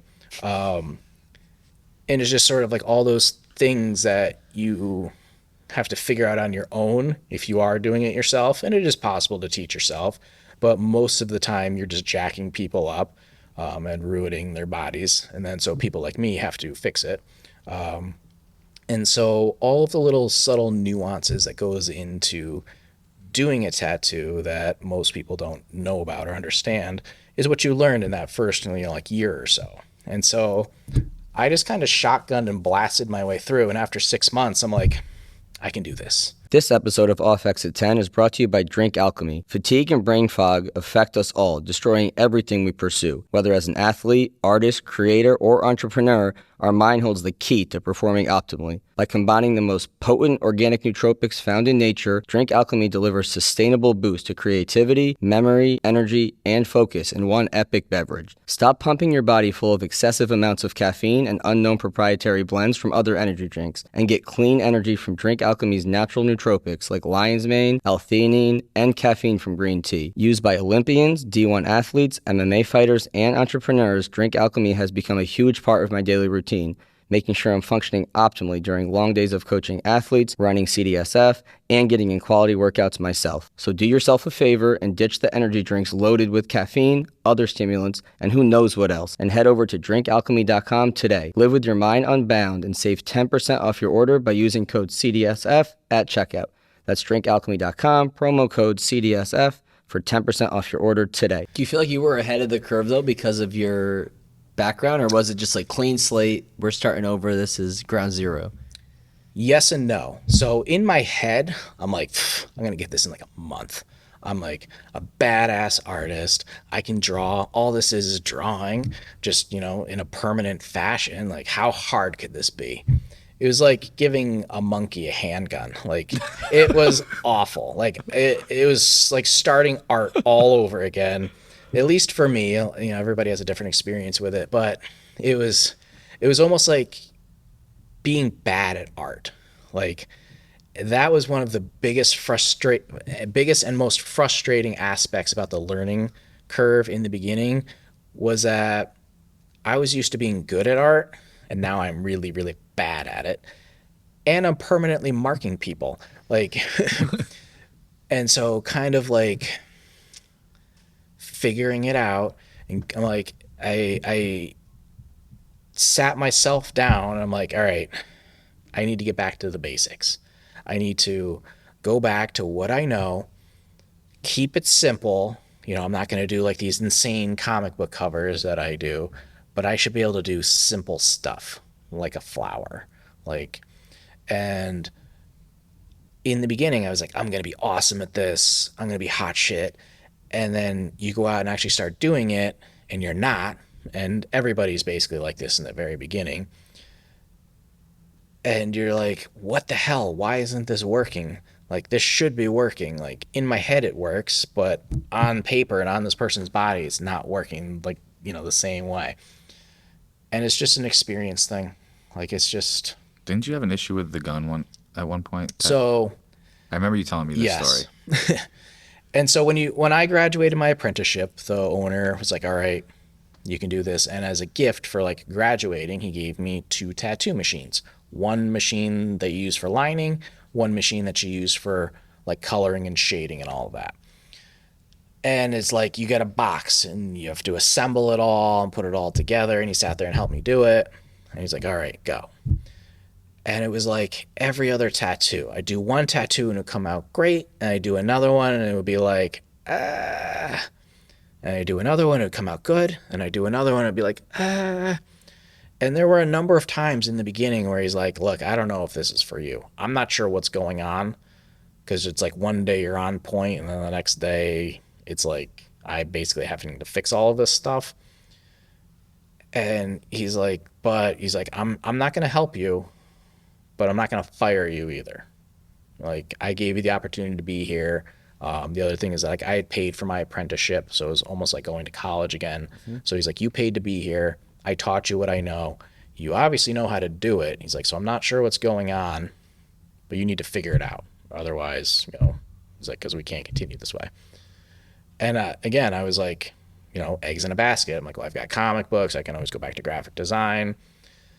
And it was incredibly frustrating. And just, he happened to be walking by one day and he was looking at me and he's like, stop what you're doing. I'm like, oh my God, this is it. This is it. This is the end. Here's my gun. I'm leaving. No, he's like, that's the problem. We put your machines together backwards. So the machines are different in how they run. So a lining machine runs almost like a jackhammer. It's hard. It's fast. You're making a line and you're just making that mark. Once you're in, you're out, you're on to the next spot. With a shading machine, it's a lot softer because you're hanging out in an area. You're working it. You're trying to pack in the color to get it solid. You're trying to like make it solid black. You're trying to like do blends and do shading and shadows. So you have to be able to spend some time in an area without damaging the skin. Whereas with a lining machine, if you just like was going back and forth doing that, you would scar the hell out of a person and damage their skin. And so the things that power the machines were basically backwards. So my liner was running too soft and my shader was running too hard. And so on people with really, really good skin, I would usually kind of get an okay tattoo or a good tattoo. And then people with less good skin, it didn't really matter what I was doing because I couldn't make it good just based on my machines. So we stopped. We took my 2 machines apart. We sent my client out to get a soda. We took my machines apart. We put them back together. And it was like someone had opened up my eyes and I was seeing the sun for the first time. Like, it was just a completely different experience. Like, it just flowed. It just worked. And after that point, I was literally off to the races. Just, everything kind of kept getting better and better and better. And by that point, I was like, you know what? Fuck traditional machines. Rotaries are just kind of started getting mainstream at that point. I'm like, these machines just work. I don't have to think about it. I don't have to do anything with it. I'm not going to screw the machine up. I turn it on and it goes. That's it for me. And so I was an early adopter for the pen style machines, a lot of the rotary stuff, cartridges, which are single-use disposable needles, and they're little cartridges about 2.5, 3 inches long. And for the people that are listening, they can kind of look all this stuff up if they don't already know what they are from going to get tattoos. And it was just a building process after that, trying different things, experimenting on people, my unwilling subjects. And as with anything, same thing with my, like with art, it's just an experience-based thing. Like, you can't trick your way into, like having the experience and knowing. It just takes time, takes practice, takes effort. And so in those early days, once I kind of got past that initial hurdle of my machines being screwed up, it was just anybody and anything I could get into the seat to just do more. Mm-hmm. Big things, little things, like stupid stuff. Doesn't matter what it is, because for me, just doing it, and same thing with fitness and exercise and all of that. You can't take a magic pill and wake up buff. You just have to put the time and the effort in. Mm-hmm. I wish you could. It'd be great. Yeah, It'd be awesome. Yeah, yeah. We wouldn't have jobs then, but it would be awesome. Yeah. No, you'd be pill salesman. Do you feel like once you started getting into that, it then leveled up your comic book illustrations? Yes and no. The art styles were relatively different. So with comics, because I was a penciler, I was a line artist, I was doing all of the black and white art, and then I would hand that off to a color artist who would then do the color stuff. I would typically, and I still do it, I art direct the entire piece. So it's like I come up with the publisher will give me the characters or like whatever the story is, and then I will conceptualize the layout, I will do the artwork, and then I will hand it off to the color artist and tell them everything that I want, let them do what they do, and then we give the final piece to the publisher and send them on their way. And so as far as comics was concerned, I was strictly like a working black and white artist. I worked, just in pencil, pen, and ink. With tattoos, I was, obviously you line the tattoo out, it's generally in black, and then you're either filling it in with black and gray shading, so black and then shades of gray ink, or you're filling it in with color. That's the end product. So it's always going to be black and gray or color. So now I was essentially being forced to be a color artist, or like someone filling in the line art. So I had, and even just from all of my like fine art training from college and all of that, like I knew how to do it. I knew what to do, but I just never liked painting, and I never liked doing all of that. And with comics, since it's assembly line, it was much simpler just to give it to somebody else and be like, here, this is what you do that part. And so because I had the experience and the knowledge of doing it, that definitely helped me on the tattoo side as far as having to do it then at that point. So I was able to do it. And weirdly enough, I was like, you know what? I'm a line artist for comics. For tattoo, I'm just going to do like lines and dots. I'm just going to like kind of trick my way through this, because dot work style tattoos was sort of becoming like a big like trendy thing at the time. That's all I'm going to do. Lines and dots for tattoos, lines for comics, call it a day. And it started to happen where someone's like, well, can we put like red into this? Yes, we can put red into it. No problem. I don't really like that color red. I need to find a better red ink. So now I'm buying red inks. Oh, can we put blue into this? Yeah, we can put blue into it. I don't really like that color blue. We need to find better blue inks. So I went from having like just black and gray to having a full drawer of all of these different colors. I was constantly trying to find a better, more bold, more colorful. I want this thing to like shine like the friggin' sun off of your body. And in doing that, I got really, really good at doing full color tattoos. And one of the things that I actually enjoy the most is doing like full color realism. I do a lot of flowers, a lot of animals, and like nature-based scenes. And then conversely, I also do kind of like the funky, just like black and gray illustrations that I originally kind of intended to do.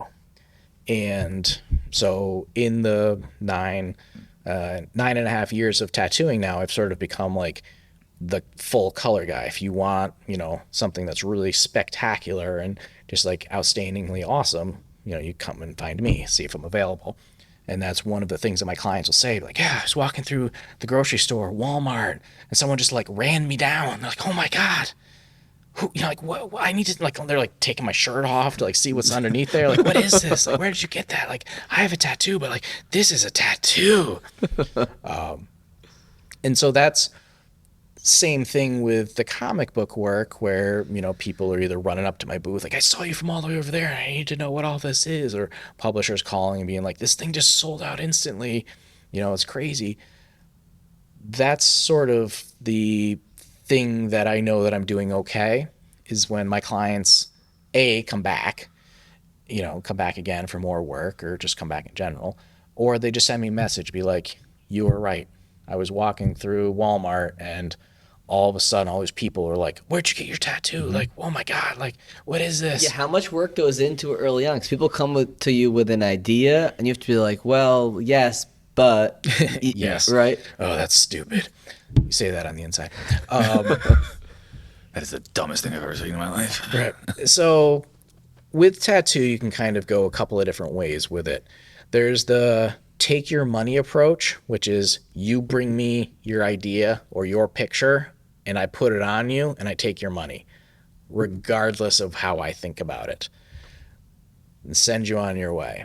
That ultimately is going to lead to a less happy experience, because you're going to eventually go, oh my God, you're going to wake up one day. You're going to be happy as hell about your tattoo. And then one day you're going to wake up and go, oh my God, what did I do? And it's not going to be your fault that you have that design on you. It's going to be the tattoo person's fault because they did it. So I decided early on that I never wanted to be that person. I would rather say no, send you away, send you to, let somebody else take your money and do something terrible, than to be the guy, because you'll forget about me. You'll forget that I said no, or maybe you'll remember me and you'll come back and be like, oh, I should have listened to you. But I will never be the guy that just took your money and was like, yeah, we'll put whatever the fuck you want on you. Yeah. And so within that, and this similarly with comics and in all art as a whole, especially when you're like a commercial production style artist, art is problem solving. And that is from cereal boxes to magazines to fashion design to whatever. Basically everything begins as art. Like right now I'm looking at the board behind Paul's head, and there's like business cards on there. An artist made those. There's flyers up here. An artist made those. There's t-shirts up there. An artist made those. Every artist that deals in this kind of sort of commercial style work is a problem solver. You, the client, has a problem, whether you want to. Most people want to sell something, so making something that will sell. You want to have something, like as a fashion designer, that will make you look cool or sexy or whatever. But ultimately, you're still trying to sell stuff. You're trying to sell an idea or an image. As the artist, it's my job to first figure out what your problem is, figure out a solution that you like and can afford to pay me to solve, and then execute that solution into a like a viable physical thing.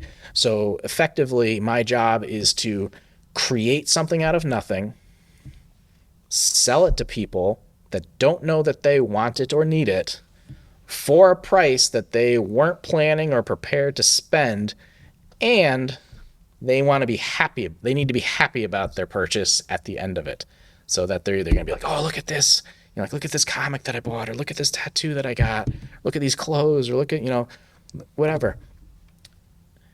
And then you have to do that again and again and again and again and again and again, and that's the hustle of being an artist, any kind of artist, and even to an extent like what you guys do. You need to train a person. You need to figure out what their goals are.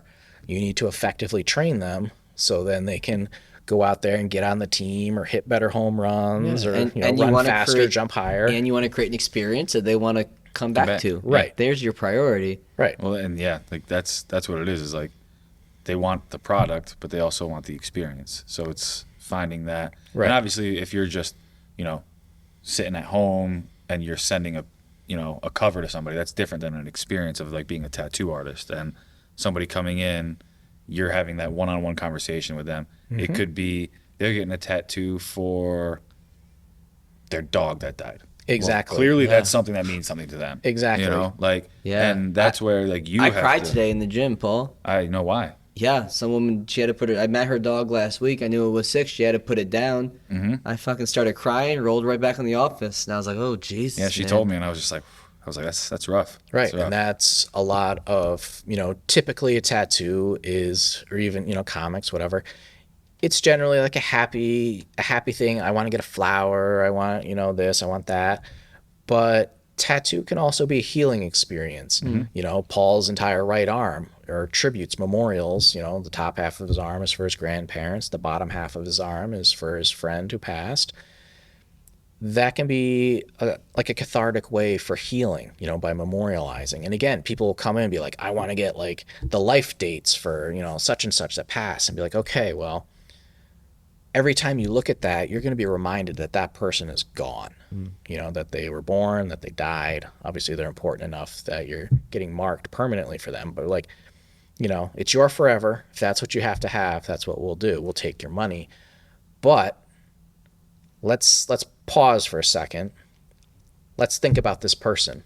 What did they mean to you? Mm-hmm. Let's think about... Psychology is so important in any customer service oriented field. Exactly.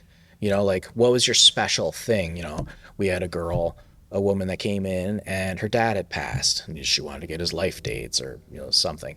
We're like, well, you know, like, we can do that, but what if we did something special, like something that you guys did? That was your thing. You know, she's like, oh, every year, just he and I would go to, you know, like Walt Disney World. That was like our thing. We're like, all right, well, let's do like something Disney related. So we ended up doing like the Magic Kingdom on her, like the Disney logo. You know, and she started crying at the end. And same thing, I had a grandmother, her grandson, who's, you know, very young. He got, you know, like kid cancer and he passed away. And she did sort of a collection of images of all the things that he liked in his young life, you know, like Toy Story and, you know, stars, astronomy and space stuff. And so being able to put all of that together was sort of like a healing process. That was a way for her to keep him, you know, with her, you know, forever. And, you know, Paul, his friend who passed away, he wanted something, you know, meaningful. So we did the legend of the koi fish. So in Asian cultures, there's the legend of the koi fish of swimming at in a pond or swimming in water at the bottom of a waterfall. And one day the koi fish looked up the waterfall and said, I wonder what's up there. So every day he tried swimming up the waterfall. He'd swim up and he'd get knocked back down. The next day he'd get a little bit further, get knocked back down. All the way, you know, almost all the way up to the top, gets knocked back down. So finally he's like, I'm going to give it one more shot. If I don't make it, then that's it. Swims and swims and swims and swims and swims. And finally he opens up his eyes and he realizes that he made it up over the top.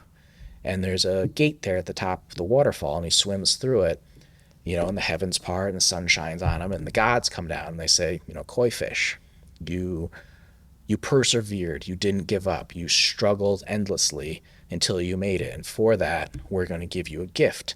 And they turned him into a dragon that would then live in the heavens forever. And so in Asian tattoo, you always represent a koi fish swimming up, you know, to represent the struggle of, you know, living that you're never going to give up. And so Paul's friend who passed from cancer, you know, he obviously struggled with that, all the health stuff that goes into it.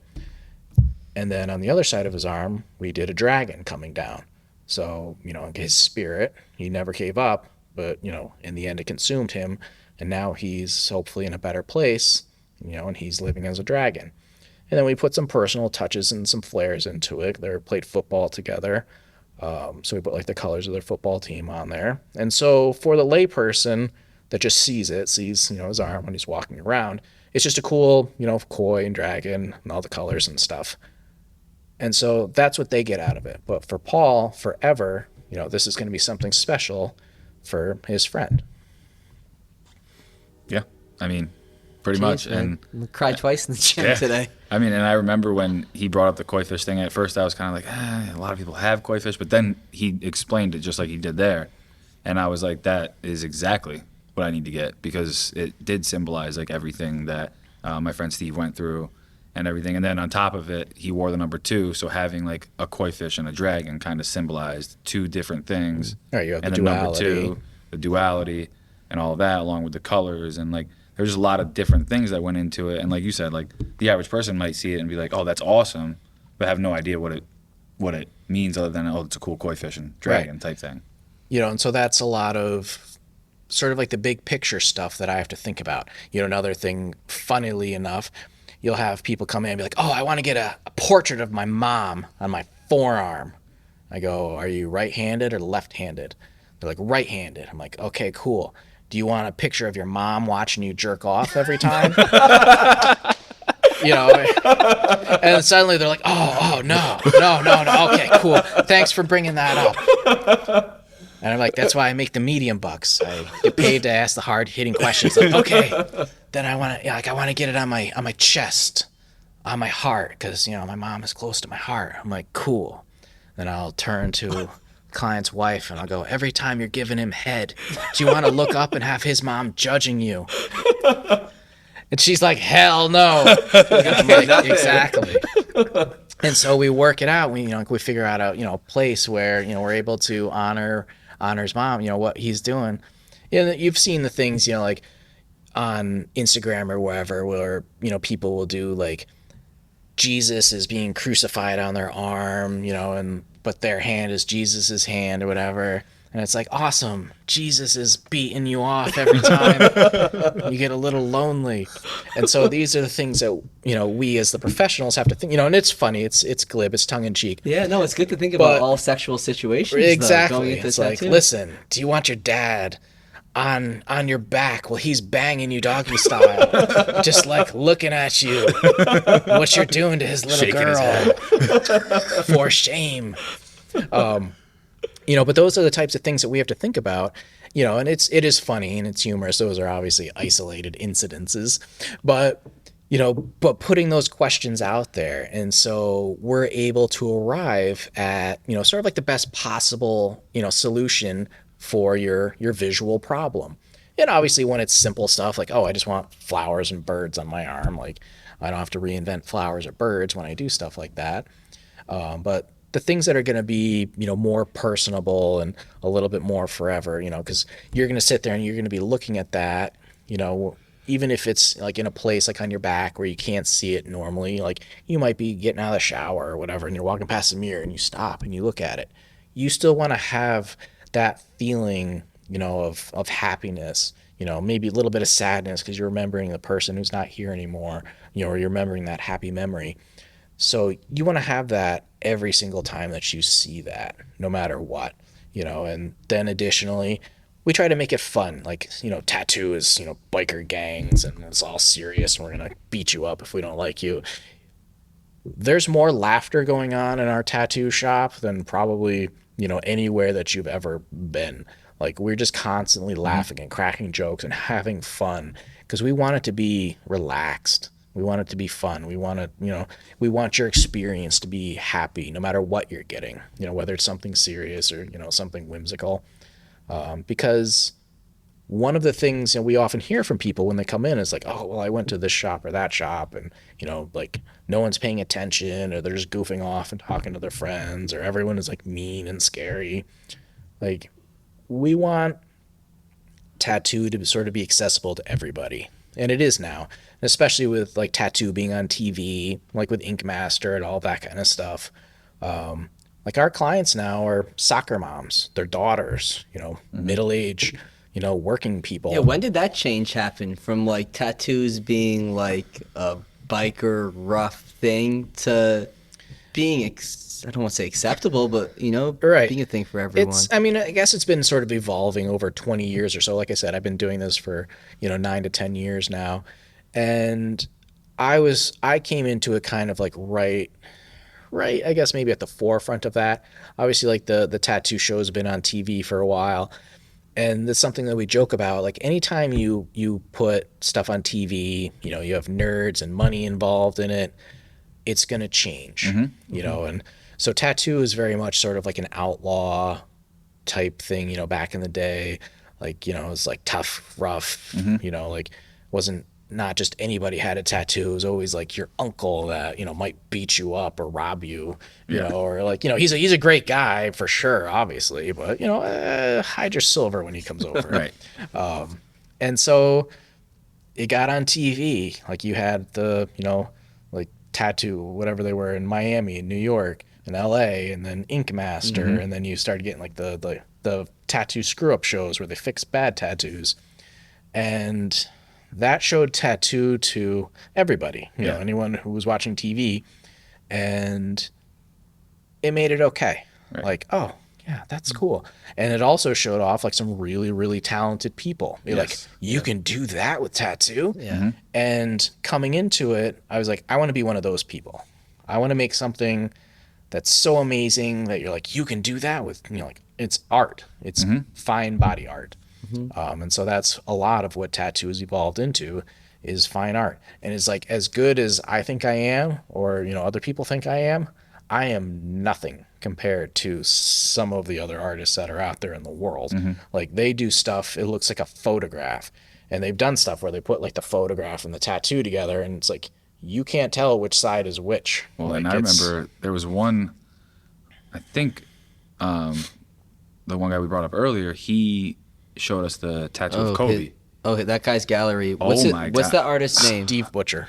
He's from Rhode Island, is this guy. It was unbelievable. Like, literally you could see like the beads of sweat on Kobe's face. I was like, this is unreal. And I'm like, and obviously, like, there's certain aspects, like, for you, like, you talked about, like, kind of like your like little like niche of like things that you got into. There's people that are just portrait artists, like that's what they do, and that's why they're so good at those things, is because that's their thing, that's what they do, that's what they make their money off of, and everything. And that might not be, and that's where for you, like, you do a good job, I think, of like, if you don't think like you're gonna be able to do that thing, or it's not something that you think you should do, you're not gonna just take their money. I think I love that you have the two outlets. You have the comic and you have the tattoo. It's like in here, it's like I have the gym outlet, which I love. We have the pitching, which I don't coach, but I love baseball, so it's cool to see that. And this podcast is just to put your brain. I'm so hyper focused, but it's just living in different places throughout the day. Yeah. And so one of the things that creative people don't actually realize is that they oftentimes get a little too kind of fixated and hyper focused on whatever their main thing is, because they're trying to like do that thing, and they're pouring all their time and their energy into it in order to get out there. Having a secondary creative pursuit actually makes your primary thing better, and your primary thing will make your secondary thing better. And it can be anything, like you could crochet, or you can do photography or sculpture. It's like, you're not trying to make money at it, or you're not trying to like have a hustle with it. You're just doing it to decompress, because as cool as tattoo and comic is for me, and like as cool as fitness and baseball and everything is for you guys, it's still your job, right? Like, you have to show up every day, and like I said, deliver that performance, do that thing the same way every single day. You can't have an off day and be like, well, I guess I'm gonna suck at training today, so good luck. People are probably like, it's like, man, cool, you draw comics and tattoo for a living. You're like, yeah, but if you knew everything that went on in my brain and all the hours of work, like, it is still a job. Like, it's an awesome job, but it's still a job. I have to perform, and I have to deliver, like, for my clients. So being able to have that kind of secondary thing or tertiary thing where you can just sit down and do, like, there's no kind of pressure to it, there's no like stress for it to actually be good. You can just do it. Eventually you will actually be good at it, or be better than, the normal person at it. And that in turn is going to feed you, because it decompresses you. It takes some of that pressure off. It allows you to, put that into this other thing that doesn't matter. So then you can go and be better at that first thing. So we've all heard about like the 10,000 hours to be a master. That typically takes like 5 to 10 years to achieve, depending on how much time you're putting in at a clip. I would argue that it actually takes 30,000 hours. So that first 10,000 is just you getting good at your thing. So, like, you've put in your 10,000, now you're good at it, you can do it, whatever problem comes along, you can solve. And at that point, you're not really worrying about the, like the craft of your thing anymore, because you can do it. Now you're spending your next 10,000 on like putting your stamp on it. Like, what makes, like this thing that you're doing unique to you, your thing. So you put in that next 10,000. And so, now you're talking like 10, 15, 20 years. And at that point, like, you're 2/3 of the way through your career effectively. That's where you start to get into like that grand master level, where this person's been around forever. They've done it all. They've seen it all. They've been here. It doesn't actually matter if they're good or not. They've just been here so long that we think that they're good. But it does help if you're good. But then at that point, you almost get to like rediscover your thing again, because you've done so much with it that now you can just do whatever you want. You can manipulate it any which old way. Your clients and your customers are just like, oh, well, that's the thing that he's doing now, so that's what we're going to go out and get, or that's what we're going to have, that's what we're going to do. And so that 10-10-10 mentality of becoming a master of, you know, whatever your thing is a different perspective to look at it. You know, and it's like everyone is sort of like in a big rush to kind of get to the end. After that initial 10, now you get to actually enjoy doing whatever it is that you're doing, because you just get to do it.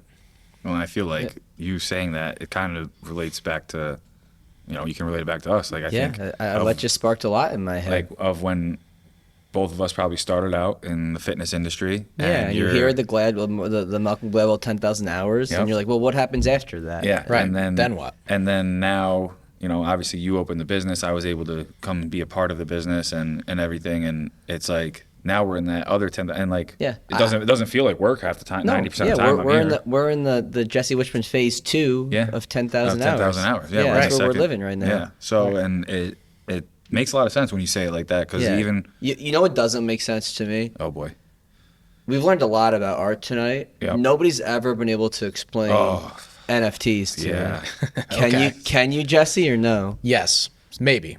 Okay. Hopefully, in some way. So, an NFT is a digital asset, a digital thing. It's in its pure form, it's strictly digital. It's sort of like buying a digital stock. You know, we all know what the stock market is. A stock is a small portion of a company. An NFT is basically like buying a portion of a thing. So that thing could be a picture. It could be a movie script. It could be this golden dog or a lava lamp. Like, it could be anything that you could digitize can be turned into an NFT, and then you are buying a portion of that thing in hopes that it is going to make money in the same fashion that a stock would. You know, we know that a stock, if a company does better, its stocks goes up. If the company does bad, the stock goes down. But if I took a screenshot of golden dog and lava lamp, it's not the same thing. It is not the same thing. Yes, you could just take a picture of it and you've got that, but you don't own it. So an NFT is digital ownership of whatever. Let's just say a picture for the sake of this. So where does that get recorded, though, that you have ownership? So there's a block. It's called the blockchain, which is sort of like a digital archive. And so you pay your money and you own your portion, whether it's, you know, a small portion or it's 100%. You'll own some portion of that photograph, and you have ownership of it forever until you decide to sell it or transfer it to somebody else. And then that gets recorded on the blockchain. And so there's always a like digital paper trail of that transactional process. And then say picture of golden dog gets sold for $1 million. That $1 million is now going to be distributed equally amongst the people that own it. So now you're going to get residual money. So part of the problem with NFTs is people don't have a functional understanding of it because it's not specifically useful to them yet. Because I know there's like guys like, what's his name? Like Beeple out there who has crazy money. But yeah. Right. And so the same thing. Was it like one of Logan Paul or Jake Paul, one of those guys? He bought an NFT of a picture for like, you know, $500,000, and now it's worth like $10. That's how it goes. It's like stocks. Just like stocks. If you buy at the top, you're going to spend too much money, and then when it goes down, you're going to lose all your money. Whereas if you buy in the beginning or at the bottom and then it goes up, then you're going to make a lot of money. So the best thing that I can tell you and tell the listeners is go watch the movie Ready Player One. Great movie. You know what it is. Yeah. You told me about that movie. So everything in that movie is essentially an NFT. Like the kid, the main character has the DeLorean from Back to the Future. That would essentially be like an NFT. He owns that digital asset. He's in the metaverse. He's using all this stuff. Exactly. The mechanic friend has the Iron Giant. The girl has the motorcycle from Akira. And then, so because we don't exactly have a place to use NFTs yet, there's not a functional understanding of what they are. Is like the metaverse and virtual reality that place? Exactly.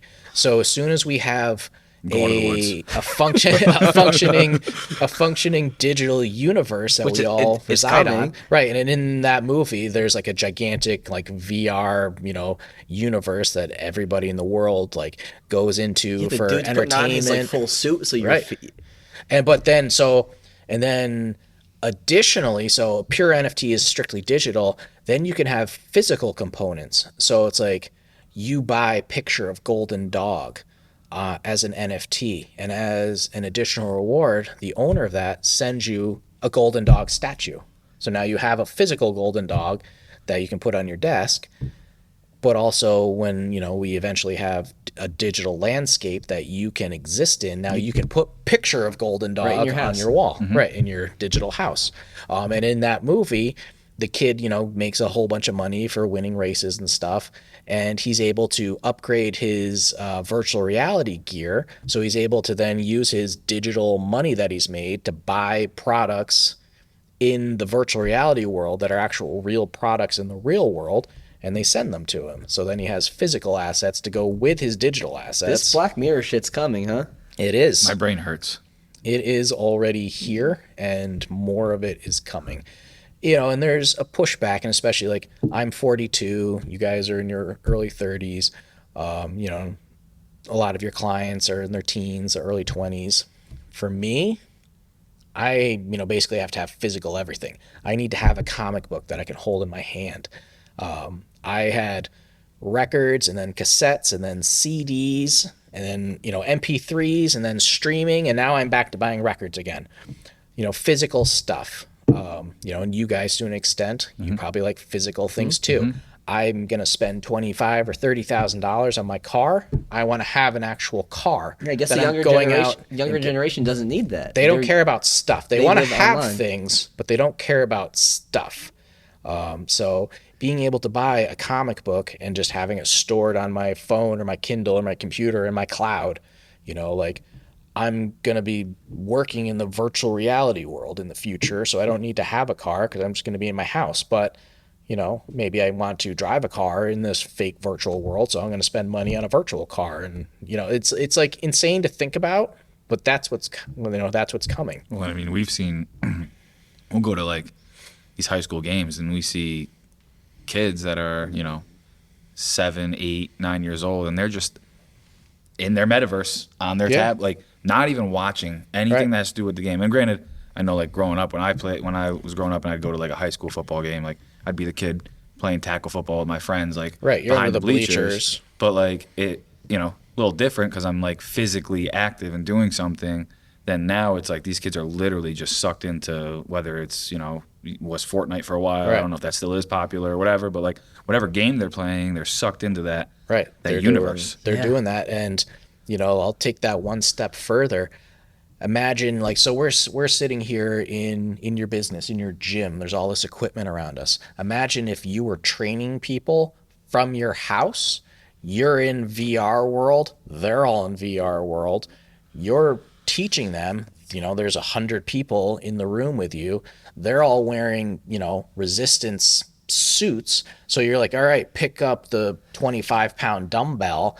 And it's like they're just holding their VR controllers in their hands, but to them, it feels like they're lifting 25 pounds because their suit is giving them feedback. The concept's so cool. I see it being real. I'm just like, this is old man Mike. I'm just like, I don't want to be there. We do the podcast only in person because I don't want to communicate on Zoom. I want to look at you, read your emotions. Have the interaction, the people interaction. Yeah. And that's some of these kind of crazy, and it's like the best I can kind of talk about it is like these sci-fi movies like Ready Player One or Blade Runner, or, Johnny Mnemonic is another older one with Keanu Reeves, where it's like these there's one with Bruce Willis, like surrogates or replicas or something, where it's like everybody just lives in their house and they're like plugged in into like a VR thing, and they're controlling like robots that basically act on their behalf.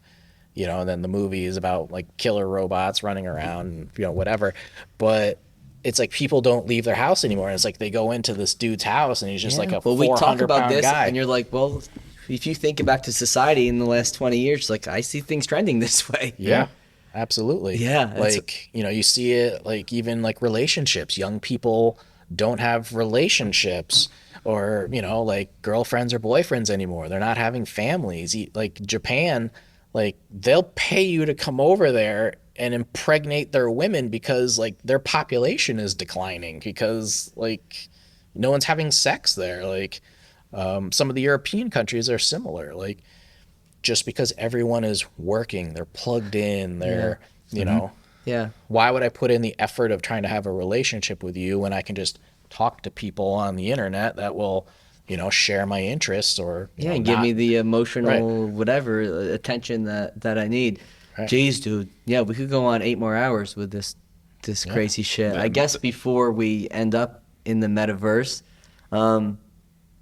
just let the people know, Jesse, where to find you at, look at your work, contact you for tattoos. I know you're opening a new shop, so if you want to talk about that quick. Yeah. So as with everyone, the COVID has set me back a little bit, but basically I started the Wild Room as a corporation in 2019, then COVID kind of struck everything down. But basically I'm building my own shop and studio in my town where I live. So I'll have a tattoo studio there. I'll have a private comic studio, and gallery and all that kind of stuff. But on the socials, in the metaverse, damn metaverse, you can just find me, jesse.wichmann, jessewichmann.com.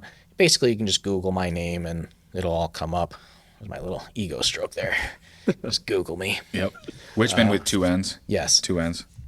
Yep. So that is about it. Yeah. Google the guide. Appreciate you coming on. This was a blast and a learning experience. And I think just good for kids, whatever anybody, whatever you want to do. It's just, do it and do it. Don't ask for permission. Don't give up. Yeah. Don't let people kind of shun or halt your creativity. Right. Whatever that creativity is. Like, it doesn't have to be being an artist. It can be an artist in a different realm. In a different realm. Even like Paul's sister, Jessica, my wife, she is almost the complete opposite of me. While she is creative in some fashions, she is like a wizard she's an accountant for Albany Medical Center, for the hospital.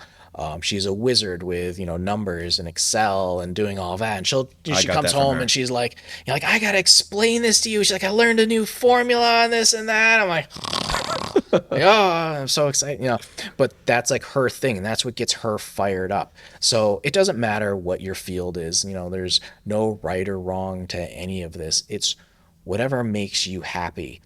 And if you don't know, that's okay too. Go out and try a bunch of stuff. Try and fail. Try again. Look for something else. Just keep going. The world, life is a gift. That's why we live in the present. We live in the present, not the metaverse. No tattoos of grandma on your forearms, and that's it, man. So we'll catch everybody next time. Thank you again, Jesse. Thank you. Peace.